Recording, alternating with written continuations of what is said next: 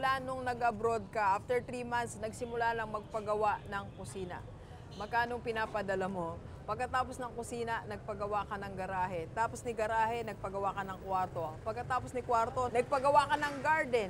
So, walang katapusang pagawain sa bahay. Hindi ka na nakahinga.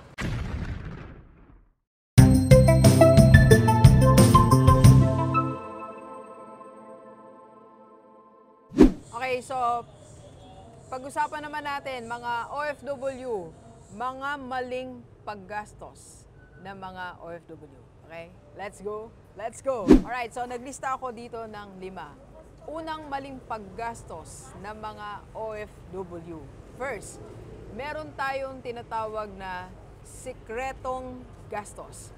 Di ba sa mga OFW, unti-unti habang tumatagal kayo dyan, nagkakaroon kayo ng mga sikretong gastos. For example, meron kang sikretong sinusuportahan dito sa Pilipinas. Inililihim sa pamilya. So, nagbibigay ka ng 2,000, 5,000, sa buwan-buwan magkano po yun? Okay? So, pangalawa, may mga sikreto tayong ginagawa. Nagkaroon ka ng sikretong pamilya, unti-unti pinapadala mo 10,000. Gastos yun, di ba?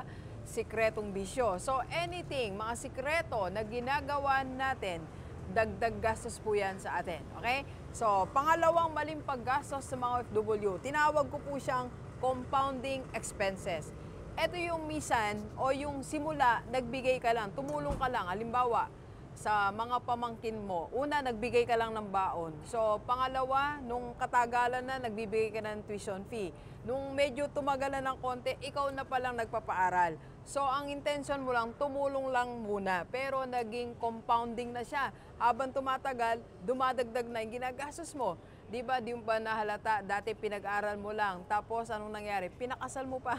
Tapos, pinabinyag mo yung anak niya. So, hindi na natapos. Compounding expenses. Alright? And third, eto po. Eto, marami sa akin nagpapacoach. Eto yung number 1 problem nila. Negosyong sinimulan sa Pilipinas. Sino po sa atin, OFW, ang may negosyo sa Pilipinas? E di mo ba naahalata, naging permanent gastos mo siya or expenses? Nawala ang purpose ng negosyo. Ang purpose po, bakit ka nagnegosyo sa Pilipinas? Para madagdagan ang income mo. Pero anong nangyayari? Para kang nagpaaral ng college. Monthly, nagpapadala kang pampasweldo ng empleyado. Monthly, nagpapadala kang pang rent, pang gastos. Bakit mo alam, Doc? Ang dami po nagpa-code sa akin.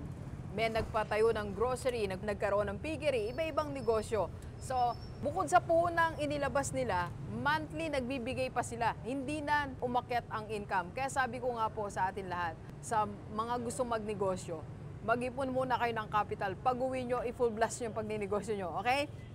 Next, eto po. Number 4.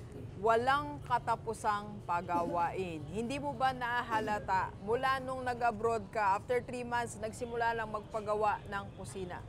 Magkano pinapadala mo? Pagkatapos ng kusina, nagpagawa ka ng garahe. Tapos ni garahe, nagpagawa ka ng kwarto. Pagkatapos ni kwarto, nagpagawa ka ng garden. So, walang katapusang pagawain sa bahay. Hindi ka na nakahinga. Alam niyo, sabi ko nga po sa mga OFW, mag-ipon ka ng pang-capital mo, pag-uwi mo sa Pilipinas, kahit ilang bahay, pag nagtagumpay ang negosyo mo, kaya mo pagawa. Okay? And last, eto po, mga hulugan ng pamilya. Ang asawa mo kumuha ng hulugan na kotse. Ang anak mo kumuha ng hulugan na cellphone. Ang isa mong anak kumuha ng hulugan na mga bagay-bagay. So, in other words, kung lahat ng yan naguhulog-hulog, nang sabi mo na lang 2,000 buwan-buwan. So, inabot ka na ng 6,000. Additional 6,000 expenses. At pagkatapos nilang hulugan yung mga yon, meron sila ulit request. Wala nang katapusan. Okay? Kaya, hindi nauubos ang gastusin natin sa ibang bansa. Kaya, ang payo ni Rockstar sa lahat ng mga OFW, pinaplano lahat, mitingin ang pamilya kung alin lang dapat natin priority. Okay? So, iwasan ang lahat ng mga gastos na to. Magplano tayo. Alright? Maraming salamat. Let's go, let's go, let's go. Kape po tayo. Kape po. Thank you for watching. We are inviting you to attend our free webinar on how to save and invest the right way and how to avail sa Kaiser. PM na sa personal FB ko po.